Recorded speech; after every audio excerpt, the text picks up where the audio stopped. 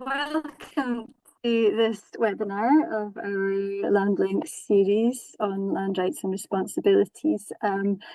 We've got, as well as Scarlett, who's behind the scenes, we've got myself, Karen Grant. I'm a good practice advisor at the Scottish Land Commission, and my colleague Uwe Stoneman, who's also a good practice advisor.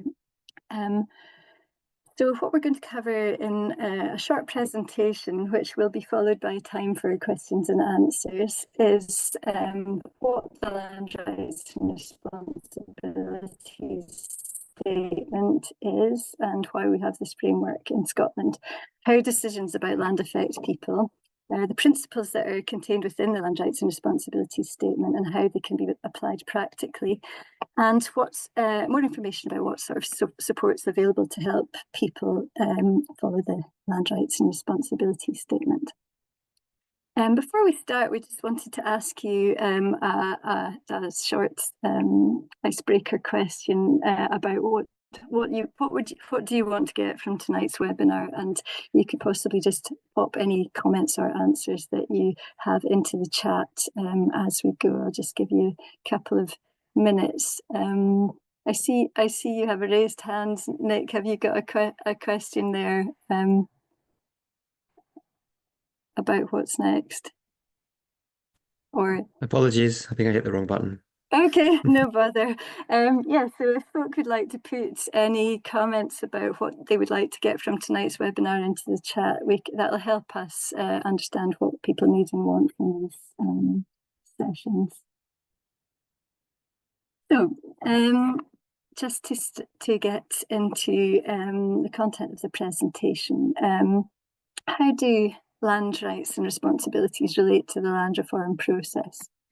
It goes without saying that land, how it's owned and managed, is fundamental to the ability of people and nature to live and thrive. It's our source of food, it's our source of housing, water and recreation, and of course the big picture issues of biodiversity loss and climate change are dependent on our good stewardship of land and how we choose to live within and alongside it. Our connection or lack of connection to land affects how we see our own identity, our own sense of belonging, and our potential as individuals, families, and communities to build the lives we want. Scotland's got a very concentrated pattern of land ownership, and that means that in comparison to other similar nations, most of Scotland's land is owned by very few people or companies. Scotland also has an unusually unregulated land market. And all of this means that transparency and engagement around decisions related to land is particularly important. So the purpose of the land reform process is to build a framework that supports a fair and transparent relationship between land and people. It's fair to say that changing the way we relate to something as fundamental as land is not an easy undertaking.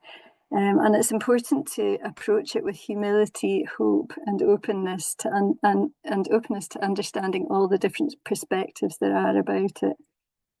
So the 2016 Land Reform Act included a commitment to establish the Scottish Land Commission, which was set up as a non-departmental public body to provide evidence-based advice to government, to support good practice, and to help guide a fair and inclusive path through the land reform process. That Act also committed to creating a Scottish Land Rights and Responsibilities Statement, which is a set of principles to shape the direction of land reform in Scotland to best serve the people and nature.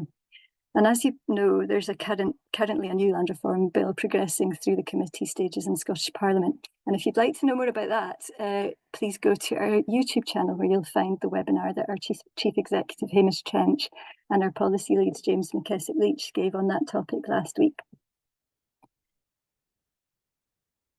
So why do we have a framework of land rights and responsibilities in Scotland? The Land Rights and Responsibilities Statement underpins the framework of land rights and responsibilities in Scotland and is updated every 5 years with consultation, public consultation and stakeholder engagement. It applies to everyone, whether rural or urban, public bodies, private owners, NGOs, community landowners and managers, anyone with an interest in land, and it helps to define recognise and champion good practice. It helps to ensure a balanced and reasonable approach when problems do arise, and it helps to ensure joined up thinking about land decisions.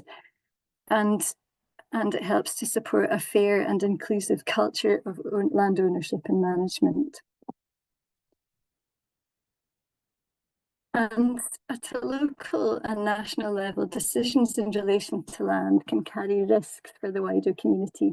And both policy and practice can impact local economic viability, housing provision, food security, job losses or creation, and people's aspirations and morale, as well as opportunity to live the lives that they want. And of course, all of these decisions have a very significant impact on biodiversity and climate change mitigation and adaptation. The Scottish Land Commission's research into the scale and concentration of ownership of land has shown that scale in itself is not necessarily a problem. We know from working directly with those who own and manage land that many landowners and managers are sincerely committed to good practice. However, through our casework, we also encounter situations where communities are excluded from decisions which affect their well-being and viability, and where a lack of transparency and engagement is combined with the concentration of power, which can leave local people with no say about things that significantly impact their lives. Of course, there are many factors that contribute to these outcomes, and joined up thinking and listening to all stakeholders is crucial to deal with them. But good practice in relation to land can clearly help improve the outcome for everybody. So, what does the Land Rights and Responsibilities Statement say?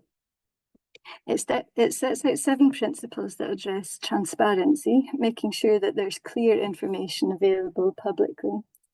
Fairness, which is established through meaningful engagement with communities and other stakeholders. Increasing opportunity for more individuals and communities to have access to ownership, tenure, or use of land. Good stewardship for nature and people, including ensuring that multiple benefits are delivered from land.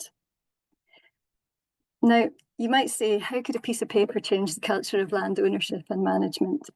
Well, the Land Rights and Responsibilities Statement can act as a compass to help shape the relationship between people and land. And it's a guide to good practice. It helps everyone understand what's reasonable to expect and what's reasonable to deliver.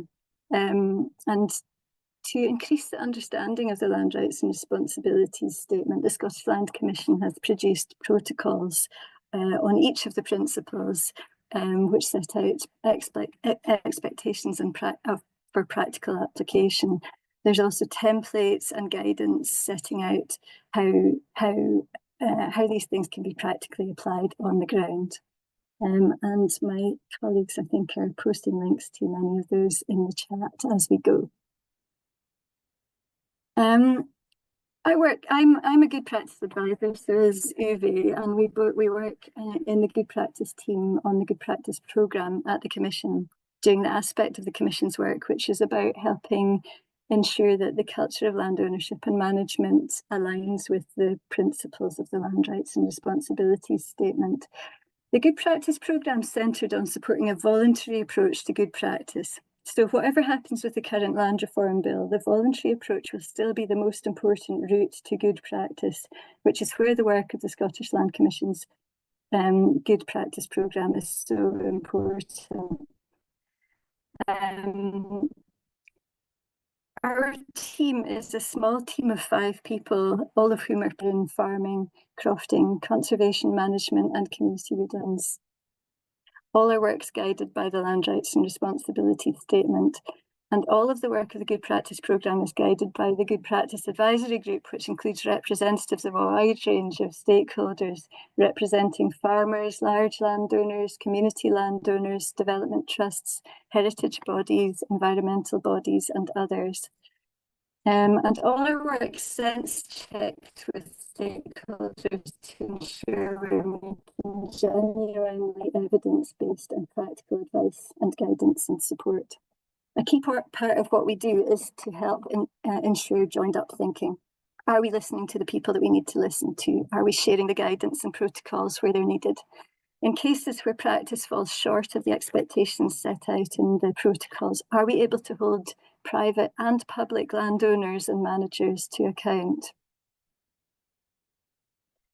Now, crucial to all of this is transparency. Transparency underpins trust and is essential to ensure fair and meaningful engagement. So the sorts of information that should be publicly available include who owns or is responsible for land and buildings and the decisions around them, contact information for those with local decision-making authority, and timely information and engagement about upcoming changes and decisions that might have impact, and any processes that support how people can have an input into those decisions. Now, the Land Rights and Responsibility Statement was reviewed in 2022, and the word meaningful was added to the principle on community engagement. So what is meaningful engagement? There must be a genuine effort to maximise representation. There must be clarity about what will happen when, and a meaningful opportunity to influence the outcome. We always advise people to manage expectations, and it really helps if all parties understand that the constraints that each party is working within. Often upsets and disagreements happen because people just don't understand the constraints that others are operating with. We also advise people to let people know how their views have been considered in the decision making. That's a thing that when doing community engagement, people often forget to go back and tell people how their views have been taken into consideration. So folk don't always know how they've affected the decision. And we advise an open and fair approach to achieving the best outcome, even if it can't always be what everybody wants. How can we help you, whatever your role in relation to land is, or whatever your position or interest in land is?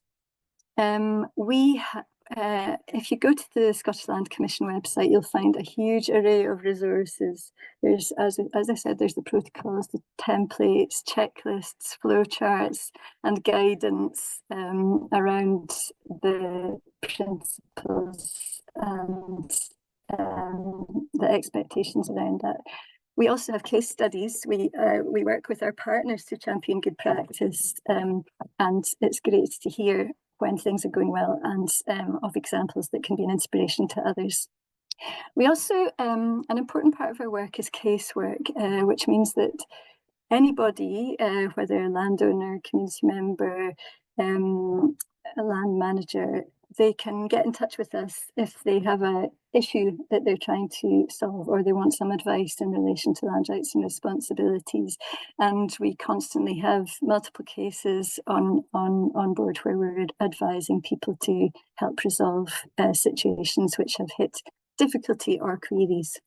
We run events, trainings, and webinars, including one called Leadership in Good Practice for landowners and managers, and those partnerships with representative bodies of different types of landowners is very important in relation to that. And we offer training for specific sectors and roles. We work a lot with, for example, foresters, land agents, utilities companies, all these different bodies and bodies, professions and sectors that have a crucial part to play. And we've recently published a checklist for good practice, which is a handy summary because there are many documents on our website, and sometimes it can be a bit overwhelming. But this checklist, which is also going to be linked in the chat, it's a one-stop shop for all the key issues that folk may want to think about. So it's helpful guidance for communities on what's reasonable to expect, but it's also support for landowners and managers reflecting on their own approach. So So the quote from David Attenborough, although it refers primarily to the human impacts on the natural world, at its core, it reminds us that if people are not engaged with and connected to land, there's a ripple effect on the systems that support nature and people.